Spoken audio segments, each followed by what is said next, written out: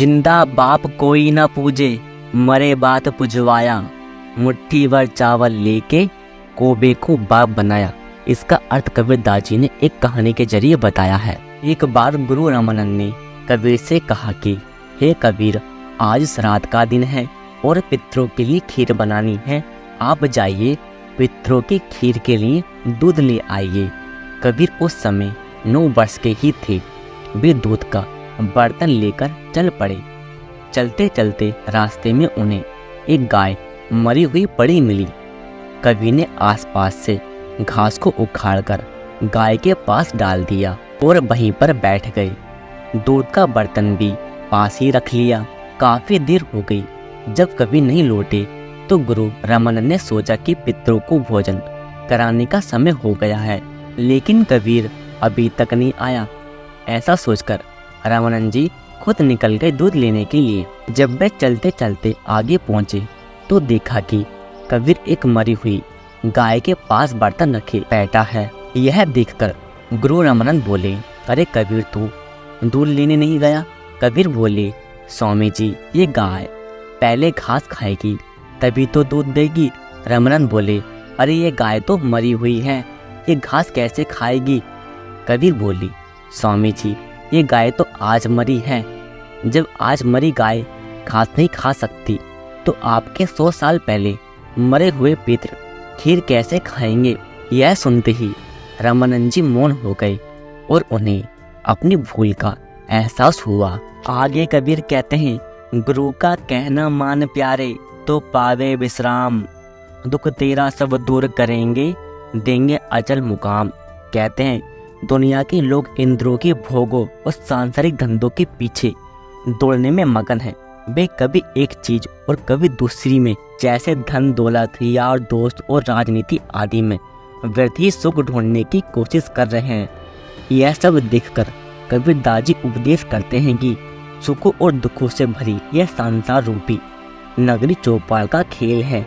यहाँ से मुंह मोड़कर अपने असली घर को रुख लो। कबीर जी हमारे मन से ही आग्रह करते हैं, क्योंकि यह मन ही तो है जो इन वस्तु के पीछे भागता है और इंद्रियों के प्रलोभनों का शिकार हो जाता है। मन और आत्मा दोनों की गांठ बंधी हुई है, इसलिए जब तक मन का साथ नहीं छूट जाता तब तक आत्मा भी तरक्की नहीं कर सकती। यदि ये दोनों हमें अलग अलग दिशाओं से खींचते रहे तो हम कभी सफल नहीं हो सकते। इसलिए मन से यह अर्ज की गई है। वास्तव में सभी शास्त्रों का उद्देश्य मन को अंतर्मुख करना है। मन भी एक ऊंची हस्ती का मालिक है, त्रिकोटि का रहने वाला है, ब्रह्मा का अंश है और इसने बाह के आनंद का अनुभव किया है और उसी प्रकार के आनंद को व्यर्थ इस भौतिक संसार में ढूंढता है। इसलिए सतगुरु मन को प्रेरित करते हैं कि वह क्षण सुख के पीछे भागना बंद करके अपने असली ठिकाने में स्थायी सुख की खोज करे। आत्मा के साथ नीचे उतरते समय मन इंद्रियों का साथ ले लिया। अब इंद्रियों के भोगों में सुख और संतोष की तलाश में निरंतर भागता रहता है। अगर मन अंतर्मुख हो जाए तभी इसे सुख और शांति मिल सकती है। हालांकि मन आत्मा के साथ पूरे रास्ते तक नहीं जा सकता, पर जब मन और आत्मा साथ साथ त्रिकोटि तक चढ़ाई करते हैं तो मन अपने मूल तब अपने असली त्रिकोटि में समा जाता है। तब आत्मा इसके बंधनों से मुक्त होकर आगे चढ़ाई करके सतलोक में पहुंच जाती है। विभिन्न धार्मिक और आध्यात्मिक समुदाय अलग अलग आत्मिक अनुशासनों और अभ्यासों का समर्थन करते हैं। ये सब साधन केवल मन को ऊपर ले जाने के प्रकट हैं, जिनके जरिए मन इंद्रियों की पकड़ से छुटकारा पाकर अपने असल में समाकर विश्राम पा सके। केवल इस प्रकार ही आत्मा आजाद हो सकती है। संतों ने मनुष्य शरीर की तुलना एक पिंजरे से की है। काल के बनाए इस पिंजरे में आत्मा अपने अच्छे या बुरे कर्मों के कारण कैद है। संसार से हमारा संबंध सांसारिक अस्तित्व पर आधारित है। जब तक हम इस शरीर में हैं, हम खुशी, गमी और सुख और दुख का अनुभव करते हैं। इस शरीर के छूट जाने पर इन सब अवस्थाओं का भी अंत हो जाता है। सतगुरु कहते हैं कि मनुष्य शरीर में जितना नियत समय हमें मिला है, अपने ध्यान को अंदर स्थिर करके मुक्ति प्राप्त करने के लिए इस मौके का पूरा फायदा उठाएं। केवल तभी हमारा मनुष्य शरीर में आना सफल होगा। यह दुनिया एक बहुत बड़ी सराय की तरह है जहाँ लोग हर तरफ से आते हैं, कुछ समय ठहरकर अपने अपने रास्ते पकड़ लेते हैं। जरा सोचिए, कुछ लकड़ियाँ नदी में बह रही हैं, एक लहर उन्हें इकट्ठा कर देती है, दूसरी लहर उन्हें बिखेर देती है। इसी प्रकार हम भी इस संसार में मिलते हैं और जुदा हो जाते हैं। हम यहाँ आते हैं, मिलते हैं, किसी से यारी दोस्ती, किसी से दुश्मनी कर लेते हैं और फिर यहाँ से चल देते हैं। दोस्त, मित्र, संबंधी और बच्चे जिनके लिए हम गलत रास्ते अपनाते हैं, अपने असूलों को कुर्बान कर देते हैं, धोखाधड़ी करते हैं, इन सब की क्या अहमियत है, क्या महत्व है? जब हम देह और शरीर को छोड़ देते हैं तभी हमारी कोई सहायता नहीं कर सकते, क्योंकि दुनिया के ये रिश्ते आर्जी हैं, अस्थायी हैं। जब अंत समय आता है तो मौत के फरिश्ते आत्मा को ले जाते हैं। हमें तो पता भी नहीं चलता कि आत्मा कहाँ चली गई और कौन उसे ले गया। फिर ऐसे वक्त यार दोस्त, रिश्तेदार हमारी क्या मदद कर सकते हैं? असल में इन रिश्तों से हमारे लेन देन के संबंध हैं। इन रिश्तेदारियों में कोई बच्चा है, कोई माता पिता, कोई रिश्तेदार, कोई यार दोस्त, कोई दुश्मन। जब हिसाब किताब चुकता हो जाता है तब हम जुदा हो जाते हैं और हमारे कर्मों के मुताबिक हमारा फैसला कर दिया जाता है। दर्शक पात्रों का रंगमंच पर अपना पार्ट अदा करते हुए उसी रूप में देखते हैं जो भूमिका अदा कर रहे होते हैं। नाटक के समाप्त होने पर स्टेज से उतरते ही न कोई का दोस्त होता है, न दुश्मन, न भाई, न पति, न पत्नी। पात्र खुद तो जानते हैं कि केवल एक पार्ट अदा कर रहे हैं। इसी प्रकार दुनिया के रंगमंच पर हम भी अपने कर्मों की सौंपी हुई भूमिका निभाकर चलने जाते हैं। इसका यह मतलब नहीं है कि हमें अपने यार दोस्त, रिश्तेदारों को छोड़ देना है। हमें अपनी जिम्मेदारियां और फर्ज निभाते हुए इन रिश्तों में फंसना नहीं है। हमें अपनी नज़र अपने लक्ष्य, अपनी मंजिल, मकसूद पर रखनी है। हमें आदर्श पति, पत्नी और आदर्श नागरिक बनना है। संत मत हमें अपनी जिम्मेदारियों और कर्तव्यों को समझाकर निभाने के लिए प्रेरित करता है, जिससे आपसी तालमेल और सद्भावना बढ़ती है। हमें निश्चित संख्या में श्वास सौंपे गए हैं और इन श्वासों की धोखनी दिन रात चल रही है। जैसे पानी से भरी हुई टंकी में नल लगाकर उसे खोल देते तो एक दिन वह टंकी बिल्कुल खाली हो जाएगी। इसी तरह एक दिन हमारी सांसों का भंडार भी खत्म हो जाएगा और हम मौत का शिकार हो जाएंगे। लेकिन हम दुनिया के काम, धंधों, कारोबार में इतने व्यस्त हो जाते हैं कि मौत जो हकीकत है उसे भी भूल गए हैं। जब हम लोगों को मरते हुए देखते हैं या सबके साथ शमशान भूमि में जाते हैं तब भी हम सचेत नहीं होते। हम सोचते हैं शायद मौत हमारे लिए नहीं। अगर हमने मौत को सामने रखा होता तो हम निडर होकर मौत का सामने करने का साधन ढूंढते।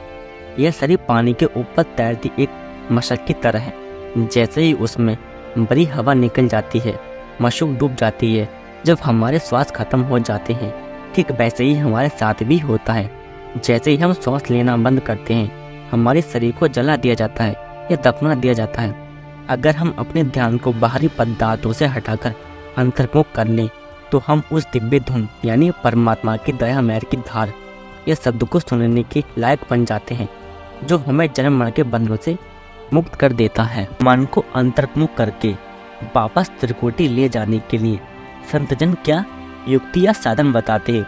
सबसे पहले मन के स्वभाव को जान लेना जरूरी है।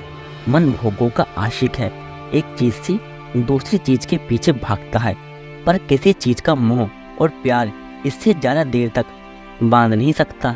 यह चंचल है, एक भोग विलास से थककर नए की खोज में भटकता फिरता है।